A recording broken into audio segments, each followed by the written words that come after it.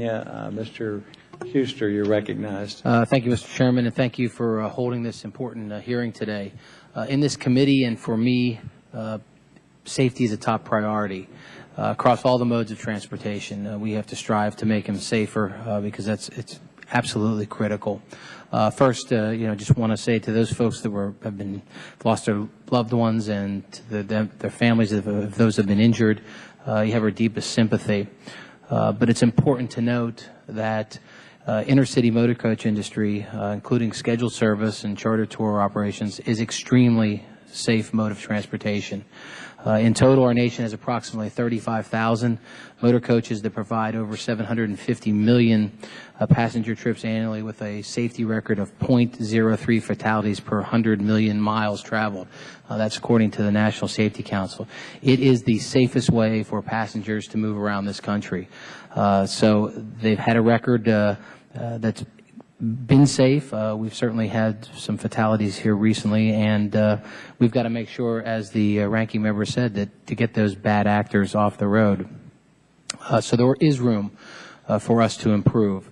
As I said, the recent accidents have highlighted the issues regarding enforcement. We have to make sure that the best trained drivers are out there transporting our citizens safely around the country. I'm particularly interested in hearing from our witnesses regarding how we can keep unsafe or rogue bus operators off the nation's highways. May 31st, the 2011 bus crash near Frederick, Virginia killed 4 passengers and injured 53 others. Sky Express, the company that's been operating that bus, has had numerous safety violations. And in fact, they were under an extension when that of their violations to conform to what the FMCS had laid down for them. Again, they had that accident in that 10-day extension, but today they're operating under a different name. We've got to figure out a way to, as I said, keep those rogue operators, those people that continually violate or consistently violate safety standards, to make sure that they're off the highways. I appreciate the steps that Secretary LaHood and the Department of Transportation started in 2009, and in recent weeks have built upon that to ensure that bus travel is as safe as possible. And we must evaluate the effectiveness of these steps as we go forward. But we want to ensure that the U.S. DOT and FMCSA have the appropriate and necessary authorities to ensure safety, and look forward to the testimony from the FMCSA today. I also want to point out that our nation's motor coach industry is largely a small business, family-owned industry. 95% of motor coach companies operate fewer than 25 motor coaches. We must ensure that we take a balanced approach to this. We want to make sure there's the highest level of safeties. We want to protect those people that are using these services by rooting out bad actors.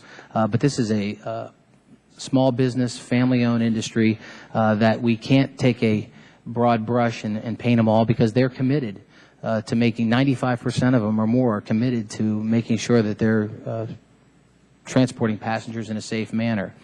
So we have to focus on that and make sure that we do it in a way that's not going to hurt them in this already a weak economy.